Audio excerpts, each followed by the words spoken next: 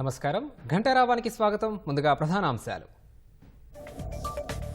యథాతథంగా జరగనున్న గ్రూప్ 1 పరీక్ష. అభ్యర్థులు వేసిన పలు పిటిషన్లను కొట్టేసిన హైకోర్టు.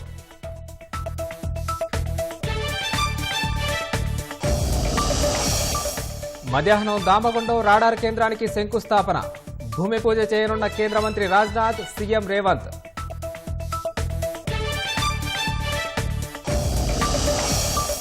ముందు అనుమతులిచ్చి ఇప్పుడు వ్యతిరేకించడమేంటి? రాడార్ స్టేషన్పై బీఆర్ఎస్ అడ్డగోలు ఆరోపణలు సరికాదన్న కిషన్ రెడ్డి.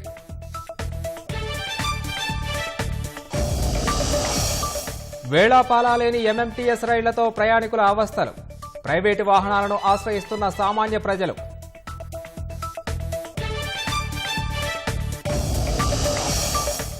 అమెరికా ఎన్నికలపై ఇరాన్ చమురు స్థావరాలపై దాడుల ప్రభావం. ప్రత్యామ్నాయం ఆలోచించాలని నెతన్యాహుకు అగ్రరాజ్యం సూచన.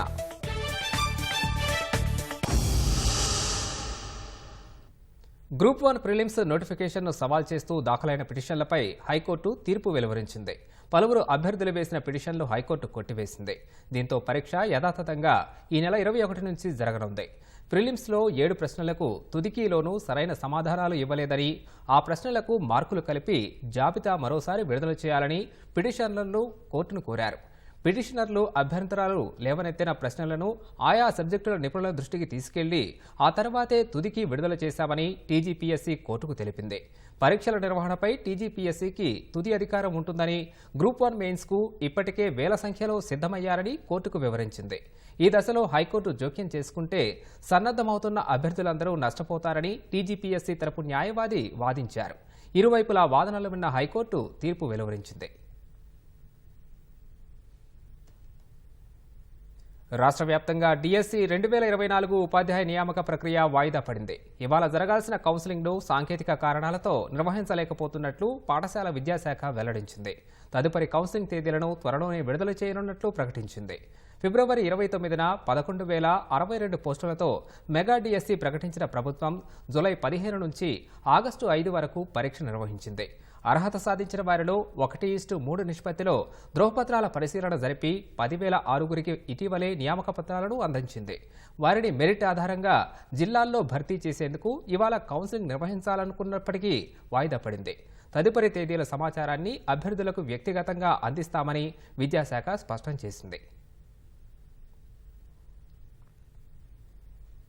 భారత నౌకాదళానికి సంబంధించిన రాడార్ స్టేషన్కు నేడు శంకుస్థాపన జరగనుంది. వికారాబాద్ జిల్లా దామగుండంలో మధ్యాహ్నం 1 గంటకు కేంద్ర మంత్రి రాజ్నాథ్ సింగ్, సీఎం రేవంత్ రెడ్డి సమక్షంలో నేవీ అధికారులు వీఎల్ఎఫ్ రాడార్ స్టేషన్కు భూమి పూజ చేయనున్నారు.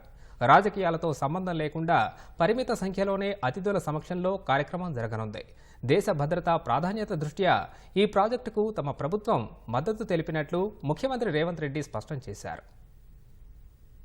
దేశంలో రెండో అతిపెద్ద రాడార్ స్టేషన్ కు కేంద్ర రాష్ట్ర ప్రభుత్వాల ఆధ్వర్యంలో నేడు శంకుస్థాపన జరగనుంది. వికారాబాద్ జిల్లా పూడూరు మండలం దామగుండం రిజర్వ్ ఫారెస్ట్ లో వీఎల్ఎఫ్ రాడార్ స్టేషన్ నిర్మాణానికి కేంద్ర రక్షణ శాఖ మంత్రి రాజ్నాథ్ సింగ్, సీఎం రేవంత్ రెడ్డి సహా కేంద్ర మంత్రులు కిషన్ రెడ్డి, బండి సంజయ్ సమక్షంలో నేవీ అధికారులు భూమి పూజ చేయనున్నారు. మధ్యాహ్నం 12 గంటల సమయంలో రాజ్నాథ్ సింగ్ ఢిల్లీ నుంచి బేగంపేట విమానాశ్రయానికి చేరుకోనున్నారు. అక్కడ సీఎం రేవంత్ సహా ఇతర కేంద్ర మంత్రులు స్వాగతం పలకనున్నారు. ప్రత్యేక హెలికాప్టర్లో వికారాబాద్ కలెక్టరేట్ వద్ద ఏర్పాటు చేసిన హెలీప్యాడ్ కు చేరుకుంటారు. అక్కడి నుంచి రోడ్డు మార్గంలో దామగుండంలోని నేవీ ప్రదేశానికి చేరుకుని రాడార్ స్టేషన్ కు శంకుస్థాపన చేయనున్నారు. పరిమిత సంఖ్యలో అతిథులు పాల్గొంటారని, రాజకీయ పార్టీలతో సంబంధం లేకుండా కార్యక్రమం జరుగుతుందని వికారాబాద్ జిల్లా కలెక్టర్ ప్రతీక్ జైన్, జిల్లా ఎస్పీ నారాయణ రెడ్డి తెలిపారు. కేంద్ర నావికాదళ అధికారులతో కలిసి ఏర్పాట్లను పరిశీలించారు. జాతీయ భద్రత, ఇంటెలిజెన్స్, సెక్యూరిటీ బృందాలతో సమావేశం నిర్వహించి తగు సూచనలు చేశారు. శంకుస్థాపన జరిగే ప్రదేశంతో పాటు వికారాబాద్ కలెక్టరేట్ వద్ద ఏర్పాటు చేసిన హెలీప్యాడ్ రూట్ మ్యాప్ను పరిశీలించారు. మరోవైపు రాడార్ స్టేషన్ నిర్మాణానికి వ్యతిరేకంగా స్థానికులు, పర్యావరణ సంస్థలు పోరాటం చేస్తున్న నేపథ్యంలో భారీ భద్రతను ఏర్పాటు చేశారు. మన్నెగూడి నుంచి పూడూరు వరకు వాహన రాకపోకలపై ఆంక్షలు విధించారు. Since it's a Raksha Defense program, వారి ప్రోటోకాల్స్ ప్రకారం army, air force, navy protocols ప్రకారం ఇక్కడ రావడం జరుగుతుంది. ఇది ఏ పొలిటికల్ ఈవెంట్ అంటే బికాజ్ డిఫెన్స్ ఈవెంట్ కాబట్టి లిమిటెడ్ పీపుల్ తోటి మనం ఇది జరుపుకున్నాము as per the instructions of both the governments. Foundation stone laying ceremony మనకు నేవల్ రేడార్ స్టేషన్ ఇక్కడ ఉంది. Honourable defence minister of India and honourable chief minister of Telangana state రేపు వస్తున్నారు. దాంతోపాటు ఇతర public representatives, MLAs, MPs, speakers అంతా కూడా ఇక్కడ వస్తారు. And limited number of visitors మనకి ఉంటారు. ఇక్కడ 12:45కు చీఫ్ గెస్ట్ గారు అరైవ్ అవుతున్నారు. అండ్ ఇక్కడ ఫౌండేషన్ స్టోన్ లేయింగ్ సెరమనీ తర్వాత ఇక్కడ నుంచి మళ్ళీ డిపార్ట్ అయిపోతారు. దానికి తగ్గట్టు అన్ని బందోబస్తు అరేంజ్మెంట్స్ అన్ని కూడా చేశాము. సో మనకి కలెక్టరేట్ నుంచి ఇక్కడ వరకు మొత్తం ఎన్ రూట్ అంతా కూడా బందోబస్తు అరేంజ్మెంట్స్ చేయడం జరిగింది. రాడార్ స్టేషన్ నిర్మాణానికి సంబంధించి రాష్ట్ర ప్రభుత్వం స్పష్టతనిచ్చింది. దేశ భద్రత ప్రాధాన్యత దృష్ట్యా తమ ప్రభుత్వం రాడార్ స్టేషన్ నిర్మాణానికి మద్దతిచ్చినట్లు ముఖ్యమంత్రి రేవంత్ రెడ్డి ప్రకటించారు. ఇందుకు సంబంధించి గత ప్రభుత్వ హయాంలో ఇచ్చిన అనుమతుల వివరాలను బయటపెట్టారు. గత 10 ఏళ్లలో అధికారంలో ఉన్న కేసీఆర్, అప్పటి బీఆర్ఎస్ ప్రభుత్వమే ఈ ప్రాజెక్టుకు పూడూరు మండల పరిధిలోని దామగున్నం రిజర్వ్ ఫారెస్ట్ లో 2900 ఎకరాల భూమిని రాడార్ స్టేషన్ ఏర్పాటుకు బదిలీ చేసేందుకు 2017 డిసెంబర్ 12న జీవో నెంబర్ 44 జారీ చేసిందన్నారు. అటవీ సంరక్షణ చట్టం 1980లోని సెక్షన్ 2 ప్రకారం విశాఖపట్నంలోని headquarters eastern naval command కు అనుకూలంగా బీఆర్ఎస్ ప్రభుత్వమే ఆమోదం తెలిపినట్లు పేర్కొన్నారు. అప్పుడు బీఆర్ఎస్ తుది ఆమోదం తెలిపిన ప్రాజెక్టును ఇప్పుడు కేటీఆర్ వ్యతిరేకిస్తున్నారని రేవంత్ రెడ్డి మండిపడ్డారు. దేశ భద్రతకు సంబంధించిన ప్రాజెక్టును వ్యతిరేకించడం, ముందుగా ఆమోదించి ఇప్పుడు రాజకీయం చేయటం కేటీఆర్ నిజ స్వరూపాన్ని తెలియజేస్తోందన్నారు.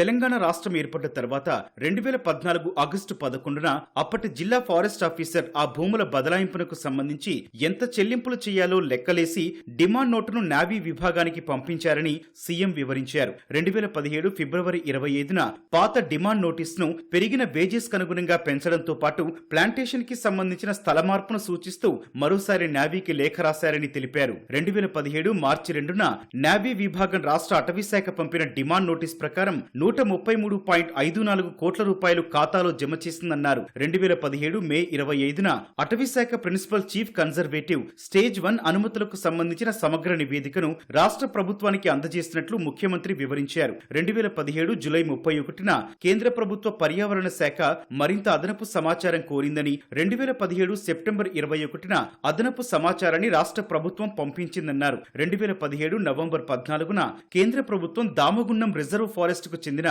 1174 హెక్టార్ల భూముల బదిలీకి సంబంధించి స్టేజ్ 2 తుది అనుమతులు మంజూరు చేసినట్లు రేవంత్ రెడ్డి వెల్లడించారు. 2017 డిసెంబర్ 19న రాష్ట్ర ప్రభుత్వం అటవీ భూములను నావీకి బదిలీ చేస్తూ జీవో నెంబర్ 44 జారీ చేసినట్లు సీఎం స్పష్టం చేశారు. 2017 డిసెంబర్ 22న తుది అనుమతులకు సంబంధించిన జీవో సంబంధిత జిల్లా అటవీ అధికారికి చేరిందని, భూ సంరక్షణ చర్యలకు సంబంధించిన మొత్తం ఖర్చుల్లో 25% చెల్లింపులు చేయాలని డిఎఫ్ఓ నావీకి నోటీసు జారీ చేశారని తెలిపారు. నావీ విభాగం జనవరి 20న 18.56 కోట్ల రూపాయలు చెల్లించినట్లు ముఖ్యమంత్రి వివరించారు.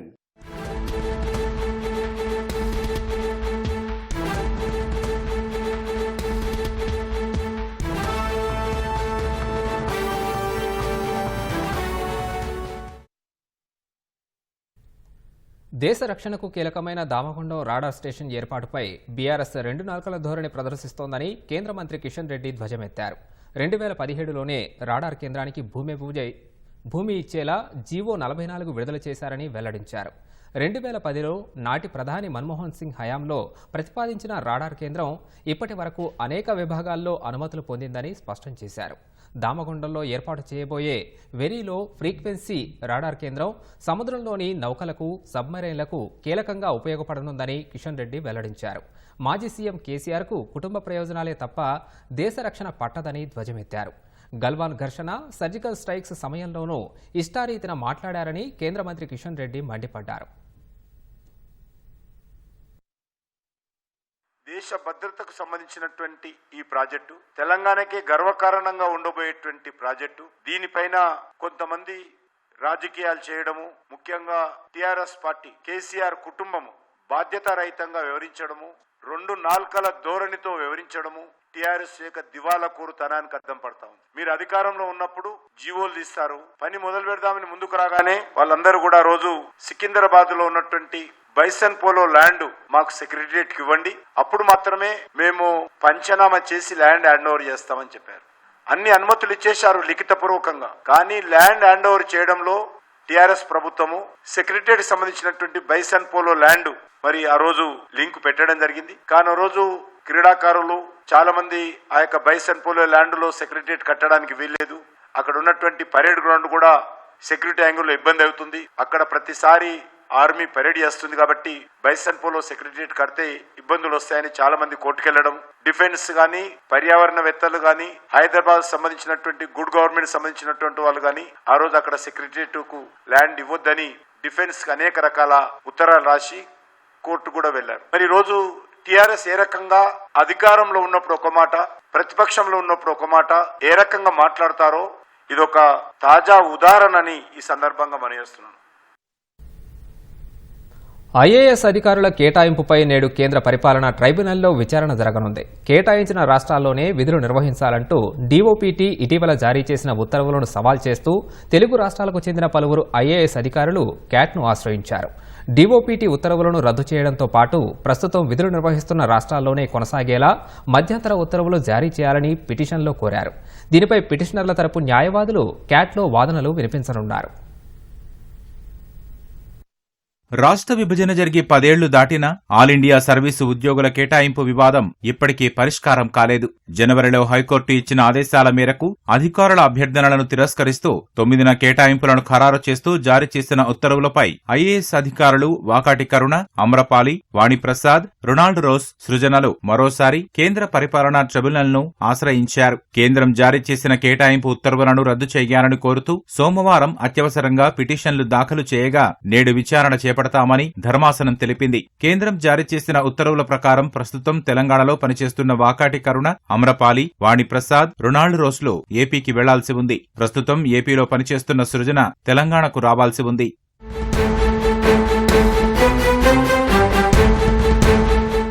ప్రస్తుతం తాము పనిచేస్తున్న రాష్ట్రంలోనే కొనసాగించేలా ఉత్తర్వులు జారీ చేయాలని, కేంద్రం చేసిన కేటాయింపు ఉత్తర్వులను రద్దు చేయాలని ఐఏఎస్ అధికారులు కోరారు. కేటాయింపుల సమయంలో కేంద్రం తమ అభ్యర్థనలను పరిగణలోకి తీసుకోలేదని తెలిపారు. పదోన్నతులపై ఆల్ ఇండియా సర్వీసులోకి వచ్చిన వారికి, నేరుగా నియమితులైన వారికి ఎలాంటి తేడా చూపలేదన్నారు. అధికారుల అభ్యర్థనలను పరిశీలించి నిర్ణయం తీసుకోవాలని కేంద్ర ప్రభుత్వానికి హైకోర్టు ఆదేశించినా ఆ పని చేయకుండా బాధ్యతను సింగిల్ మెన్ కమిటీకి అప్పగించిందని తెలిపారు. కేంద్రం నిర్ణయం తీసుకోవాల్సి ఉండగా సింగిల్ మెన్ కమిటీకి అప్పగించడం చట్ట విరుద్ధమన్నారు. సింగిల్ మెన్ కమిటీ సిఫార్సుల ఆధారంగా కేంద్రం ఉత్తర్వులు జారీ చేసే ముందు కమిటీ నివేదికను ఇవ్వలేదన్నారు. ఇది సహజ న్యాయ సూత్రాలకు విరుద్ధమని పేర్కొన్నారు. తమ వినతులను, అభ్యంతరాలను తిరస్కరిస్తూ ఇచ్చిన ఉత్తర్వుల్లో అందుకు గల కారణాలను పేర్కొనలేదన్నారు. ఏకపక్షంగా విధుల నుంచి రిలీవ్ చేస్తూ మరో రాష్ట్రంలో చేరాలంటూ ఆదేశాలిచ్చే అధికారం కేంద్రానికి లేదని, ఏపీ పునర్వ్యవస్థీకరణ చట్టం లేదంటే ఆల్ ఇండియా సర్వీసు చట్ట నిబంధనల ప్రకారం చేయాల్సిందేనని పేర్కొన్నారు. కేటాయింపులపై నిర్ణయం తీసుకునే ముందు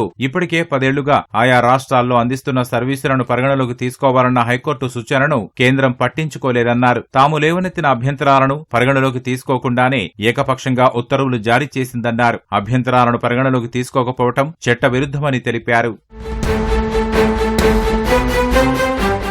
ఆల్ ఇండియా సర్వీస్ అధికారుల వివాదం గత 10 ఏళ్లుగా కొనసాగుతూ వస్తోంది. రాష్ట్ర విభజన సందర్భంగా ఆల్ ఇండియా అధికారుల కేటాయింపులకు సంబంధించి ప్రత్యూష్ సిన్హా కమిటీ చేసిన మార్గదర్శకాల ప్రకారం జరిగిన కేటాయింపులను సవాలు చేస్తూ 11 మంది ఆల్ ఇండియా సర్వీసు అధికారులు క్యాట్ను ఆశ్రయించారు. ప్రత్యూష్ సిన్హా కమిటీ మార్గదర్శకాలు చెల్లవని, వాటి ఆధారంగా ఇచ్చిన ఉత్తర్వులు చెల్లవంటూ క్యాట్ తీర్పులు వెలువరించింది. ఈ తీర్పును సవాలు చేస్తూ కేంద్రం 2017లో హైకోర్టులో పిటిషన్లు దాఖలు చేసింది. ఇందులో భాగంగా మొదట అప్పటి తెలంగాణ ప్రభుత్వ ప్రధాన కార్యదర్శి సోమేష్ కుమార్ కు చెందిన పిటిషన్పై విచారించిన హైకోర్టు ప్రత్యూష్ సిన్హా కమిటీ మార్గదర్శకాలు సబబేనని, సోమేష్ కుమార్ ఏపీకి వెళ్లాల్సిందేనంటూ తీర్పు వెలువరించింది. అయితే సోమేష్ కుమార్ తీర్పు ఆధారంగా తమ పిటిషన్పై నిర్ణయం తీసుకోరాదు, వాటిపై ప్రత్యేకంగా విచారించాలని అధికారులు కోరారు. దీంతో 10 మంది ఐఏఎస్, 3 ఐపీఎస్లకు అనుకూలంగా కేంద్ర పరిపాలనా ట్రిబ్యునల్ ఇచ్చిన తీర్పును పక్కన పెట్టి కేటాయింపుల వివాదంపై కేంద్రమే నిర్ణయం తీసుకోవాలంటూ హైకోర్టు జనవరి 2న ఆదేశాలు జారీ చేసింది. హైకోర్టులో పిటిషన్లు దాఖలు, వ్యక్తిగత అభ్యంతరాలను, అదేవిధంగా 10 ఏళ్లుగా ఆయా రాష్ట్రాల్లో అందించిన సేవలను పరిగణలోకి తీసుకుని కేటాయింపులపై నిర్ణయం తీసుకోవాలని కేంద్రానికి ఆదేశాలు జారీ చేసింది. ఆ ఆదేశాల నేపథ్యంలో అధికారుల పలు అభ్యర్థనలను పరిశీలించిన కేంద్రం గతంలో జరిపిన కేటాయింపులనే ఖరారు చేస్తూ ఆయా రాష్ట్రాలకు వెళ్లాల్సిందేనని తేల్చి చెప్పడంతో అధికారులు క్యాట్ను ఆశ్రయించారు. ఉర్దూ మీడియం పాఠశాలల్లో డిఎస్సి 2024లో మిగిలిపోయిన రిజర్వేషన్ కేటగిరీ పోస్టులకు తిరిగి నోటిఫికేషన్ ఇచ్చి జనరల్ కేటగిరీలో భర్తీ చేయాలని కోరుతూ ఎమ్మెల్సీ జీవన్ రెడ్డి సీఎం రేవంత్ రెడ్డికి లేఖ రాశారు. రాష్ట్ర వ్యాప్తంగా ఉర్దూ మీడియం పాఠశాలల్లో వివిధ సబ్జెక్టులకు సంబంధించి ఎస్సీ, ఎస్టీ, బీసీ రిజర్వేషన్ కింద 1183 ఉపాధ్యాయ పోస్టులున్నాయి. ఇటీవల డిఎస్సి ద్వారా ప్రభుత్వం 517 పోస్టులను భర్తీ చేయగా రిజర్వేషన్ కేటగిరీలో అర్హత సాధించిన అభ్యర్థులు లేక మరో 666 పోస్టులు మిగిలిపోయాయి. దీంతో ఆయా పోస్టులకు మళ్లీ నోటిఫికేషన్ ఇచ్చి జనరల్ కేటగిరీలో భర్తీ చేయాలని ఎమ్మెల్సీ జీవన్ రెడ్డి లేఖలో పేర్కొన్నారు. ఉపాధ్యాయ పోస్టులు ఖాళీగా ఉండడం వల్ల విద్యార్థులు నష్టపోతున్నారని, ఈ నేపథ్యంలో జనరల్ కేటగిరీ అభ్యర్థులతో ఆయా పోస్టుల్ని భర్తీ చేయాలని కోరారు. ప్రభుత్వం 9 నెలలుగా అద్దెలు చెల్లించకపోవడంపై రాష్ట్ర గురుకుల విద్యాలయ ప్రైవేటు భవన యాజమాన్య సంఘం తీవ్ర ఆగ్రహం వ్యక్తం చేసింది. సర్కార్ వైఖరికి నిరసనగా ఇవాళ రాష్ట్రంలోని పలు గురుకుల భవనాలకు తాళాలు వేయాలని నిర్ణయించింది. జయశంకర్ భూపాలపల్లి జిల్లా రేగొండ మండలంలోని లింగాల క్రాస్ వద్ద ఉన్న జ్యోతిరావు పూలే బాలికల గురుకుల భవనానికి తాళం వేసింది. మంచిర్యాల జిల్లా బెల్లంపల్లి పట్టణంతో పాటు తాండూరు మహాత్మా జ్యోతిరావు పూలే వసతి గృహ పాఠశాలలకు తాళాలు వేశారు. యాదాద్రి భువనగిరి జిల్లా మోత్కూరు గురుకుల పాఠశాల భవనం, సూర్యాపేట జిల్లా హుజూర్ నగర్ మైనారిటీ గురుకుల పాఠశాల భవనానికి యాజమాన్యం తాళం వేసింది.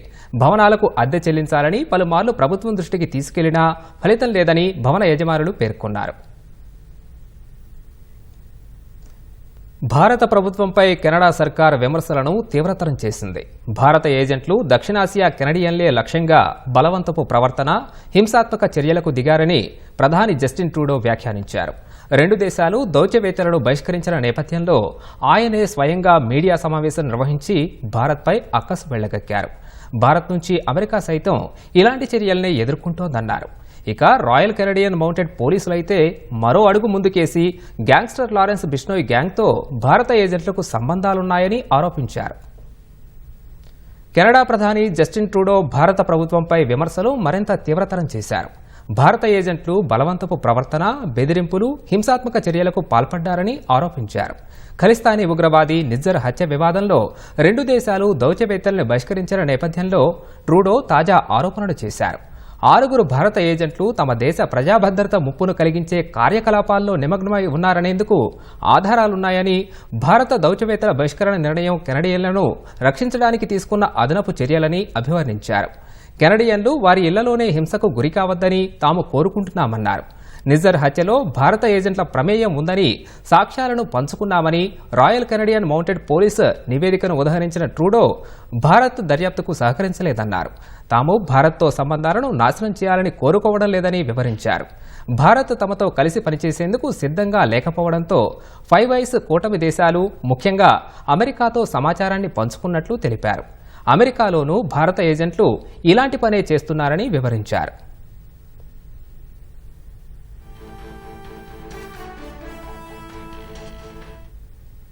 మరోవైపు కెనడా పోలీసులు గ్యాంగ్స్టర్ లారెన్స్ బిష్నోయ్ గ్యాంగ్ పేరును తెరపైకి తెచ్చి భారత్పై బురద జల్లే ప్రయత్నం చేశారు. బిష్నోయ్ గ్యాంగ్తో కలిసి భారత ఏజెంట్లు ప్రో ఖలిస్తానీలను లక్ష్యంగా చేసుకుని కెనడా భూభాగంపై పనిచేస్తున్నారని తీవ్రంగా ఆరోపించారు. నిజ్జర్ హత్య కేసు దర్యాప్తు పురోగతి వివరాలను రాయల్ కెనడియన్ మౌంటెడ్ ఆర్సీఎంపీ పోలీసులు మీడియాకు వివరించారు. భారత ఏజెంట్లు కొన్ని గ్రూపుల సాయంతో మా భూభాగంపై వ్యవస్థీకృత నేర కార్యకలాపాలకు పాల్పడుతున్నారని, బిష్నోయ్ గ్రూప్ ఇందులో కీలక పాత్ర పోషిస్తున్నట్లు తెలిసిందని ఆర్సీఎంపీ అసిస్టెంట్ కమిషనర్ బ్రిగెట్టే గౌవిన్ తీవ్ర ఆరోపణలు చేశారు. ఆ గ్యాంగ్కు భారత ప్రభుత్వ ఏజెంట్లతో సంబంధాలు ఉన్నాయన్నారు. అయితే ఈ ఆరోపణలకు ఒటావా ఎలాంటి ఆధారాలను పంచుకోలేదు.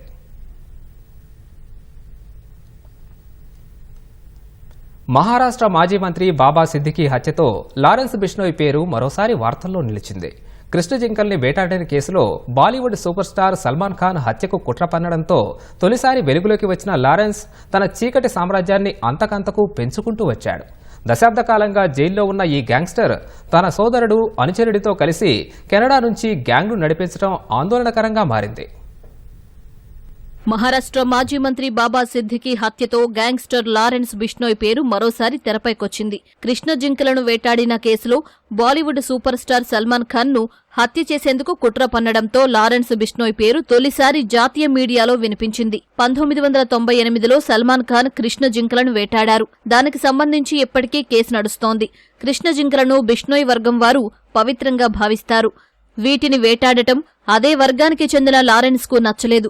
ఆ ఘటన జరిగినప్పుడు లారెన్స్ వయస్సు 5 ఏళ్లు. చిన్న వయసులోనే సల్మాన్ పై పగ పెంచుకున్న లారెన్స్ ఆయనను అంతమొందించేందుకు పెద్ద గ్యాంగ్ నే తయారు చేసుకున్నాడు. 2018 నుంచి సల్మాన్ ఖాన్ ను లక్ష్యంగా చేసుకుని లారెన్స్ గ్యాంగ్ పనిచేస్తోంది. 2024 ఏప్రిల్లో సల్మాన్ ఇంటిపై కాల్పులు జరిపించాడు. సల్మాన్ ను చంపేందుకు దాదాపు 25 మంది షూటర్లను లారెన్స్ సిద్ధం చేసినట్లు నిఘా వర్గాలు గుర్తించాయి.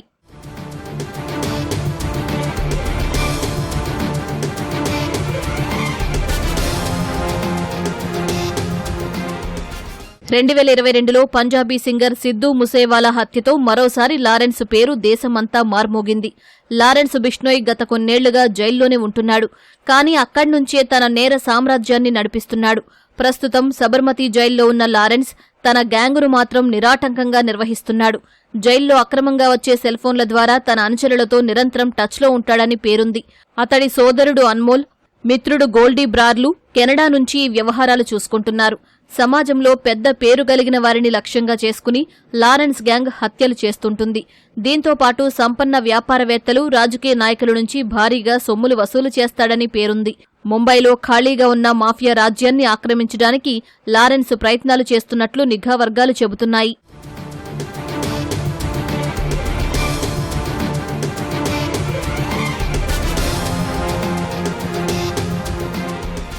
ప్రస్తుతం లారెన్స్ బిష్నోయ్ గ్యాంగ్లో పలువురు ప్రొఫెషనల్ షూటర్లు ఉన్నారు. దాదాపు 700 మంది వరకు షూటర్లు ఉన్నట్లు నిఘా వర్గాలు చెబుతున్నాయి. వీరిలో దాదాపు 300 మంది పంజాబ్ నుంచి ఉన్నట్టు వెల్లడించాయి. వీరి నెట్వర్క్ పంజాబ్, హర్యానా, రాజస్థాన్, ఢిల్లీ, హిమాచల్ ప్రదేశ్లో విస్తరించింది. లారెన్స్ ను చంపేందుకు ఇప్పటికీ ఢిల్లీలోని గ్యాంగ్స్టర్లు కాచుకు కూర్చోవడంతో అతడిని వివిధ కేసుల్లో న్యాయస్థానాలకు తరలించడం పోలీసులకు కష్టంగా మారుతోంది. మహారాష్ట్ర, జార్ఖండ్ రాష్ట్రాల అసెంబ్లీ ఎన్నికలకు ఇవాళే నగారా మోగనుంది. కేంద్ర ఎన్నికల సంఘం ఆ రాష్ట్రాల శాసనసభ ఎన్నికల షెడ్యూల్ను ప్రకటించనుంది.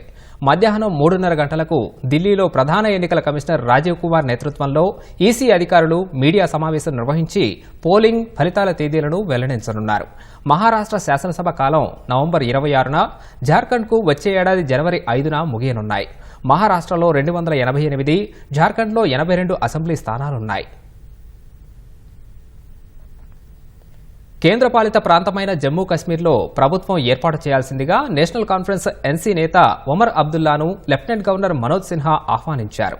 బుధవారం శ్రీనగర్లోని ఎస్కేఐసీసీలో ఉదయం 11:30 గంటలకు ముఖ్యమంత్రి, మంత్రుల ప్రమాణ స్వీకారం నిర్వహిస్తామని చెప్పారు. ఈ మేరకు సోమవారం ఒమర్ అబ్దుల్లాకు పంపిన లేఖలో లెఫ్టినెంట్ గవర్నర్ తెలిపారు. నేషనల్ కాన్ఫరెన్స్ శాసనసభాపక్ష నేతగా ఒమర్ ఎన్నికైన అంశాన్ని ఆ పార్టీ అధ్యక్షుడు ఫరూక్ అబ్దుల్లా ఈ నెల 11న తనకు తెలియజేశారని పేర్కొన్నారు. కాంగ్రెస్, సిపిఎం, ఆప్లతో పాటు 5 స్వతంత్ర ఎమ్మెల్యేలు పంపిన మద్దతు లేఖలు అందాయన్నారు.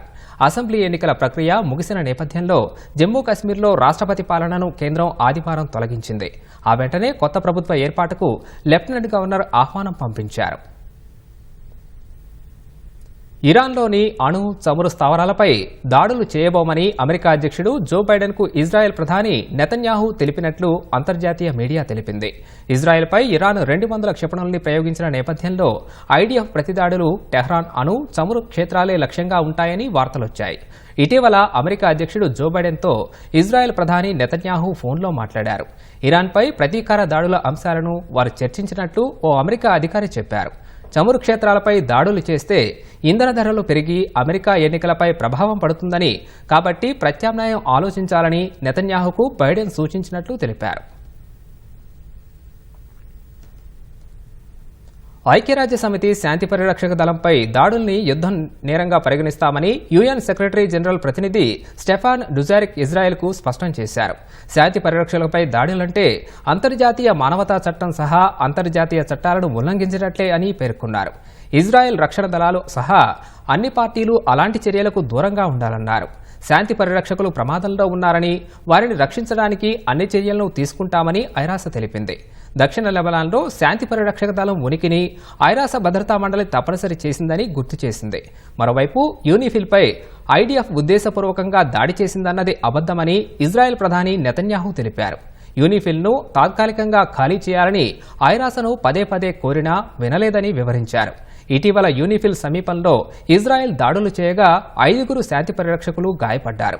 ఆ ఘటనను భారత్ సహా అంతర్జాతీయ సమాజం తీవ్రంగా ఖండించింది. 27 ఐరోపా సమాఖ్య దేశాలు యూనిఫిల్పై దాడిని ఆపమని ఇజ్రాయెల్ను కోరాలని నిర్ణయించాయని EU విదేశాంగ విధాన చీఫ్ జోసెఫ్ బోరెల్ తెలిపారు.